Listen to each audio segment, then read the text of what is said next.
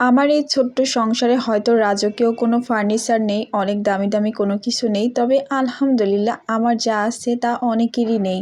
তো যাই হোক, হ্যালো এভরিওয়ান, আসসালামু আলাইকুম। কেমন আছেন? আশা করি আপনারা সবাই ভালো আছেন। আল্লাহর অশেষ রহমতে আমরাও আছি ভালো। কিন্তু এই যে দেখেন, আমার ছোট পিসকুটা এত পরিমাণে ডিস্টার্ব করে, তার মা যখন কাজ করতে লাগে তখন সে এত বেশি জ্বালাতন করে যে অতিষ্ঠ হয়ে যায়। কি আর করা, ছোট বাচ্চা থাকলে আসলে এটা করবেই। আবার সময়টাও কিন্তু খুব সুন্দর কাটে। আমাকে আমার ছেলে কোনোভাবেই কাজ করতে দিচ্ছে না। আমি যে কাজই করতেছি, যেটা গোছাচ্ছি সেটাই ও নষ্ট করে ফেলতেছে।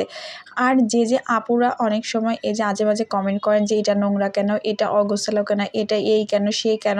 শুনুন, সবসময় এই বড়, বড় মানুষগুলা না এত নোংরা করে না। এই ছোট, ছোট বাচ্চাগুলাই ঠিক এভাবে করে সাজানো গোছানো জিনিসটাকে অগোছালো করে, নোংরা করে।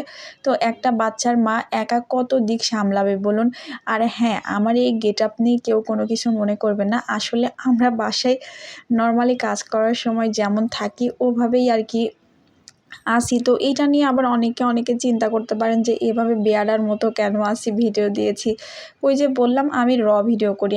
আমার কোনো আলাদা ভাবসাব নেই ভাই যে আমাকে ভিডিও করার জন্য এক্সট্রা গেটআপ নিয়ে সুন্দরভাবে পরিপাটি হয়ে এসে এই ধোয়া মোছার কাজগুলা করতে হবে।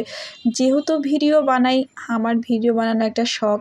আর সবাই জানেন যে ভিডিও থেকে কিছু আর্ন হয় টুকটাক। তো যাই হোক, তো আমি এজন্য যে আর্টিফিশিয়ালি আমাকে অনেক কিছু করতে হবে, ড্রেস আপ গেটআপ ঠিকঠাক করে এসে তারপরে কাজ করতে হবে, নো নেভার। আমি সবসময় আমি যেভাবে থাকি ওইভাবে কাজ করি। আমার ছোট পিচ্চিটা দেখতে পাচ্ছেন, আমাকে বসার জন্য মাম্মা বসো একটা টুল এনে দিল যে আমি খালি পায়ের ওপর ভর করে বসেছিলাম। তো সত্যি কথা বলতে সবসময় যে বিরক্ত করে বিষয়টা তা না। এই যে ভালোবাসাটা যে আমাকে দেখালো, এই ভালোবাসাটা কোথায় পেতাম বলুন? আমার সবসময় ভালো লাগে ওকে নিয়ে না, আমার সময়টাও ভীষণ কেটে যায়। ও আমার পাশে থাকে। এভাবে থাকলে আসলে প্রতিটা মায়েরই না সারাটা দিন যে এত ব্যস্ততা, ওদেরকে নিয়েই কিন্তু ব্যস্ততা। তারপরেও এই ব্যস্ততা ওদের কারণেই বোরিংটা লাগে না। তো ও থাকলে আমার সবসময় আমার একাকিত্বতে ও আমার প্রাণ বলা যায়। তো যাই হোক, আমার সময় দেয়, আমাকে হেল্প করে কাজে যতটুকু পারি। আবার অগোছালোও করে দেয়, সমস্ত কাজগুলো পণ্ড করে দেয়। এই মোছামুছি করে আসলাম, আবার দেখা যাচ্ছে যে ময়লা মাটি ফেলে কাদা, কাদা করে ফেলছে, এরকম একটা অবস্থা। তো যাই হোক, ওগুলা নিয়েও আসলে এগুলা হচ্ছে বেশি দিন করবে না, ওরা বড় হয়ে যাবে তো। আর তখন মনে হবে, আফসোস হবে, ইস! আর কিছুটা দিন যদি আমার বেবিটা থাকতো, ছোট থাকলেই মনে হয় ভালো ছিল, এরকম একটা অবস্থা। কিন্তু আমরাও একটা সময় এমনই ছিলাম, দেখতে, দেখতে বড় হয়ে যাবে আর দুষ্টুমি করবে না।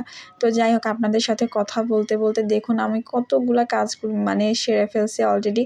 আর প্রতিদিন কি বাসায় কম কাজ থাকে বলুন? তারপরেও কিছু, কিছু আপুরা বলবেন যে, "আপনি এত নোংরা থাকেন কেন?"